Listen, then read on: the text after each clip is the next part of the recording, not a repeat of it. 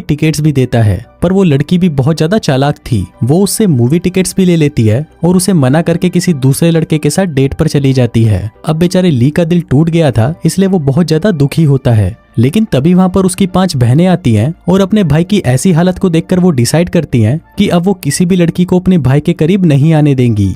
इसके बाद scene shift होता है और हमें 15 साल बाद का सीन दिखाया जाता है। ली अब बड़ा हो चुका है और अब वो हाई स्कूल में पढ़ रहा है। इसके बाद हमें ली की 5 बहनों के बारे में बताया जाता है। उसकी पहली बहन काफी ज्यादा खतरनाक है और पूरे घर में सिर्फ उसी की चलती है। उसकी दूसरी बहन उसी स्कूल में टीचर है जहाँ पर वो पढ़ाई करता है। उसकी तीसरी बहन एक बहुत स्मार्ट हैकर है जो 24 घंटे सिर्फ अपने भाई पर ही नजर रखती है। चौथी बहन आर्चरी एक्सपर्ट है जो गुस्से में आकर किसी पर भी अपना तीर चला देती है। पांचवी और सबसे छोटी बहन थोड़ी सीधी सादी है और उसे कुकिंग करना पसंद है। अब इनके पेरेंट्स के डिवोर्स के बाद ली की 5 सिस्टर्स उसे बचपन से ही प्रोटेक्ट करती आ रही थी और उनके जीवन का मेन मिशन था कि अपने भाई को लड़कियों से दूर रखना। फिर एक दिन जब ली चुपके से गर्ल्स के लॉकर रूम में घुस जाता है तो वहाँ पर किम नाम की एक लड़की उसे ऐसा करते हुए देख लेती है और उसे पकड़कर बहुत मारती है। फिर जब ये बात उसकी 5 सिस्टर्स को पता चलती है तो वो उसे उल्टा लटका देती हैं और उससे पूछताछ करना शुरू करती हैं। फिर बड़ी बहन उसे कहती है कि हम सिर्फ उसी लड़की को तुम्हारे लिए चूज करेंगे जो कि हमसे भी ज्यादा खतरनाक हो और उसमें हम जैसी सारी क्वालिटीज हों। अब ली उसकी बहनों का ये चैलेंज एक्सेप्ट कर लेता है और कहता है कि मैं एक ऐसी लड़की ढूंढ कर लाऊंगा ताकि तुम चुड़ैलों से मेरी जान छूटे। फिर अगले दिन स्कूल में ली अपने हाथ में एक बैनर लेकर जोर जोर से चिल्लाते हुए कहता है कि कोई ऐसी लड़की है जो इस क्यूट से लड़के को अपना बॉयफ्रेंड बनाएगी। लेकिन काफी कोशिशों के बाद भी कोई भी लड़की उसे भाव तक नहीं देती। तभी वहाँ पर उसका दोस्त आता है और उसे एक लड़की के बारे में बताता है जो कि किम ही थी। उसका दोस्त ली को कहता है कि मैं इस लड़की को फंसाने में तुम्हारी हेल्प करूंगा। इसके बाद ली का दोस्त किम के पास जाता है और उसे झूठ बोलता है कि एक लड़का है जिसकी 5 चुड़ैल बहनें हैं जो उसका ख्याल नहीं रखती और उसे हर वक्त टॉर्चर करती रहती हैं। अगर तुम उसकी थोड़ी सी गर्लफ्रेंड बन जाओगी तो वो बेचारा बच जाएगा। लेकिन जब किम ली को देखती है तो वो तुरंत उसे ना कर देती है। इसके बाद जब ली सीढ़ियों से नीचे उतर रहा था तभी उसका पैर फिसलता है और वो लुढ़कता हुआ सीधा नीचे आकर गिरता है और इंजर्ड हो जाता है। तभी वहाँ पर किम उसके पास आती है और उसे उठाकर हॉस्पिटल ले जाती है। थोड़ी देर बाद जब ली को होश आता है तो किम उसे कहती है कि मैं तुम्हारी गर्लफ्रेंड नहीं बन सकती। अब इससे पहले कि ली उससे कुछ कहता तभी वहाँ पर उसकी 5 सिस्टर्स आ जाती हैं।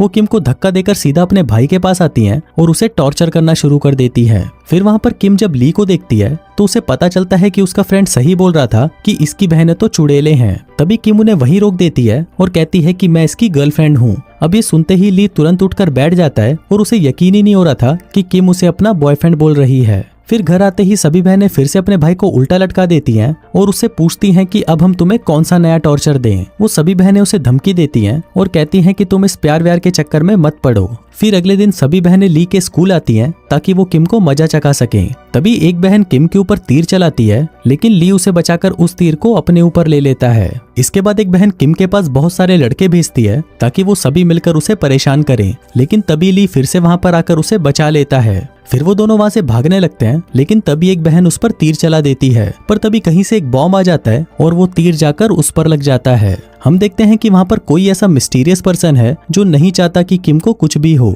इसके बाद हम देखते हैं कि एक बहन किम की पुरानी वीडियो को हैक करके उसे इंटरनेट पर पोस्ट करने की कोशिश करती है ताकि सबके सामने उसकी रेपुटेशन खराब हो जाए। अब इससे पहले कि वो उस वीडियो को अपलोड करती तभी उसके घर की लाइट चली जाती है। अब ये काम भी उसी मिस्टीरियस पर्सन का होता है जिसने पिछली बार भी किम को बचाया था।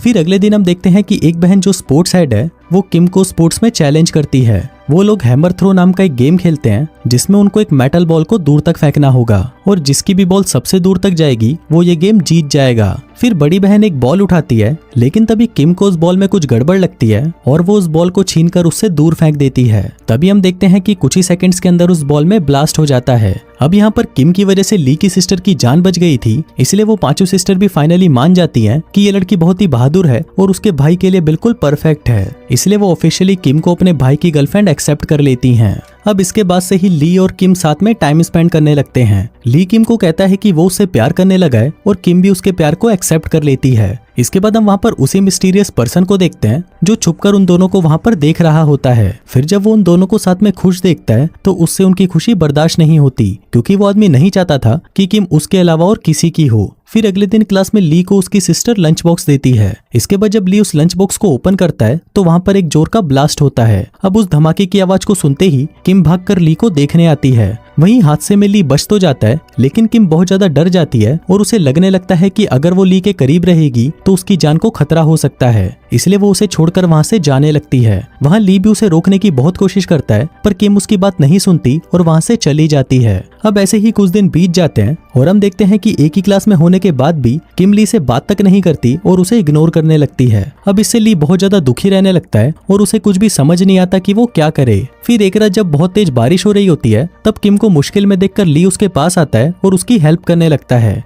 वो उसे रेनकोट पहनाता है और उसे हग करता है, लेकिन तभी किम उस पर गुस्सा करने लगती है और कहती है कि मेरी जिंदगी से चले जाओ, मैं तुम्हें अब लाइक नहीं करती। अब किम की ये बात सुनकर ली का दिल टूट जाता है और वो पूरी रात बारिश में वहीं पर ही बैठा रहता है। फिर अगली सुबह हम देखते हैं कि वही मिस्टीरियस पर्सन ली के पास आता है और उसे किडनैप करके अपने साथ ले जाता है। फिर रात को जब स्कूल में पार्टी हो रही होती है, तभी वहाँ पर ली आता है जो कि एक रॉकेट से बंधा हुआ था। फिर कुछ देर बाद वहाँ पर वही मिस्टीरियस पर्सन भी आता है और सभी को बताने लगता है कि जब वो स्कूल में नया आया था तो उसके कोई भी दोस्त नहीं थे और ना ही कोई उससे बात करता था। तभी उसने वहाँ पर किम को देखा और पहली नजर में उससे प्यार हो गया। उसने 10 बार किम को प्रपोज करने की कोशिश भी करी, लेकिन किम ने उसे हर बार रिजेक्ट कर दिया। अब इसी का बदला लेने के लिए उस मिस्टीरियस पर्सन ने ली को रॉकेट से बांध दिया है, जिसके बाद वो कहता है कि मैं इस रॉकेट को लॉन्च करके ली को सीधा ऊपर पहुंचा दूंगा। अब ये बोलकर वो लड़का रॉकेट के बटन को दबाकर उसे एक्टिवेट कर देता है। तभी एक बहन उस रॉकेट पर अपना तीर चलाती है ताकि वो उस तीर पर लगी रस्सी की मदद से ली को बचा सके, लेकिन बहुत कोशिशों के बाद भी वो इस काम को करने में नाकामयाब रहते हैं। तभी किम उस रस्सी पर लटक कर ली के पास जाने की कोशिश करती है ताकि वो उसे बचा सके,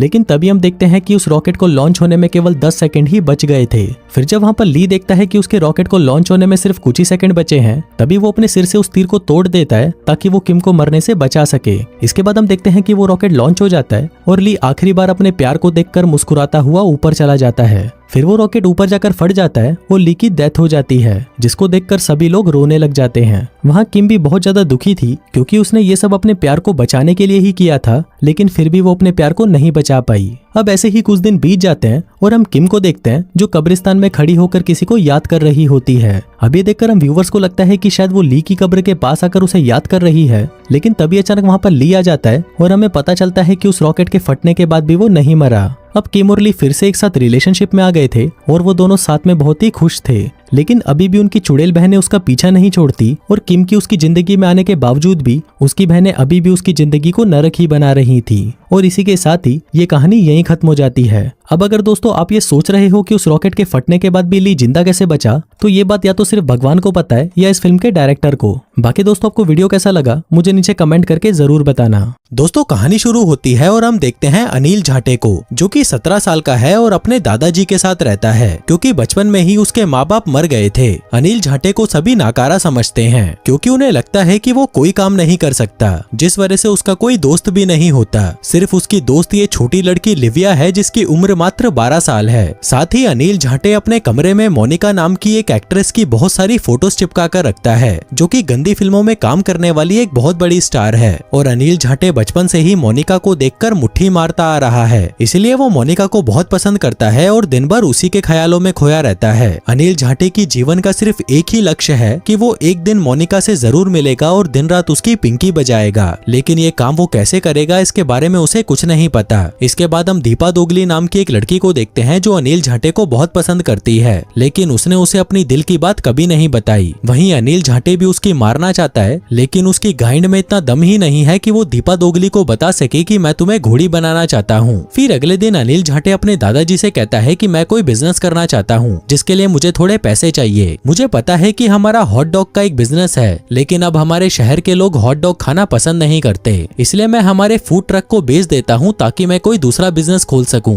लेकिन इस पर उसके दादाजी मना कर देते हैं, कहते हैं कि भीसड़ी के इसी फूड ट्रक से हमारा घर चलता है और तू इसी को बेचने की बात कर रहा है। लेकिन अनिल झाटे उनकी एक नहीं सुनता और अगले दिन उस ट्रक को बेचने की एड लगा देता है। फिर कुछ देर बाद उसकी एड को देखकर एक आदमी उसे कॉल करता है और कहता है कि मैं तुम्हारा फूड ट्रक खरीदने के लिए तैयार हूँ, लेकिन ट्रक देने के लिए तुम्हें मेरे घर पर आना होगा क्योंकि मैं उसे वहाँ पर लेने नहीं आ सकता। अनिल झाटे कहता है कि तुम्हारा घर मेरी लोकेशन से बहुत दूर है, मुझे सोचने का थोड़ा वक्त दो, मैं तुम्हें बताता हूँ। लेकिन लेकिन जैसे ही वो उस आदमी का एड्रेस देखता है उसे पता चलता है कि इस शहर में तो मोनिका का शो होने वाला है। अनिल झाटे को लगता है कि मोनिका से मिलने का इससे अच्छा मौका उसे दोबारा कभी नहीं मिल सकता, इसलिए वो अपने दादाजी से कहता है कि मैं ट्रक लेकर किसी काम से जा रहा हूँ। जिसके बाद वो उस ट्रक को लेकर उस शहर में पहुंच जाता है जहाँ के क्लब में मोनिका का शो होने वाला था। आगे वो उस क्लब में पहुंच जाता है जहाँ का माहौल बहुत ही अजीब था। तभी एक लड़की उसके पास आती है और उसे गर्म करने की कोशिश करने लगती है। दरअसल वो पैसों के बदले अनिल झाटे से अपनी पिंकी पिटवाना चाहती थी, लेकिन अनिल उसे मना कर देता है और कहता है कि मैं तो बस यहाँ पर मोनिका का शो देखने आया हूँ, वो यहाँ पर कब आएगी। लड़की कहती है कि वो बस थोड़ी देर में आने वाली है, जो कहकर वो वहाँ से चली जाती है। तभी मोनिका भी स्टेज पर आ जाती है। अनिल झाटे देखता है कि मोनिका अब पहले की तरह खूबसूरत नहीं रही, क्योंकि उसकी उम्र अब 47 साल की हो चुकी थी। दरअसल अनिल झाटे जो उसकी वीडियोस देखा करता था उसमें वह बहुत जवान हुआ करती थी, लेकिन गुलाबी के प्यासे अनिल झाटे को मोनिका अभी भी बहुत खूबसूरत लगती है और वो उसकी परफॉर्मेंस को भी बहुत एंजॉय करता है। लेकिन क्लब में जो बाकी के लोग होते हैं उन्हें मोनिका की परफॉर्मेंस बिल्कुल भी अच्छी नहीं लगती, इसलिए वो उसे फटी गुलाबी कहकर पुकारने लगते हैं, जो बात अनिल झाटे को बिल्कुल भी अच्छी नहीं लगती। इसलिए वो उन लोगों को अपना मुंह बंद करने के लिए कहता है, लेकिन तभी उन लोगों को गुस्सा आ जाता है और वो अनिल झाटे को कुत्ते की तरह मारते हैं। लेकिन तभी वहाँ पर गार्ड्स आ जाते हैं और वो अनिल झाटे को उन लोगों से बचा लेते हैं। इसी दौरान पुलिस भी वहाँ पर आ जाती है और वहीं क्लब का जो मालिक होता है वो मोनिका से कहता है कि ये सब भींग भीसड़ा तुम्हारी वजह से हुआ है। वो 17 साल का लड़का जिसकी लुल्ली भी अभी ठीक से खड़ी नहीं होती होगी, वो तुम्हारे लिए उन आदमियों से लड़ पड़ा, जिस वजह से हमारा शो पूरी तरह बर्बाद हो गया। जो बात सुनकर मोनिका तुरंत अनिल झाटे से मिलने जाती है, जिसके चेहरे पर बहुत सारी चोटें लगी हुई थी।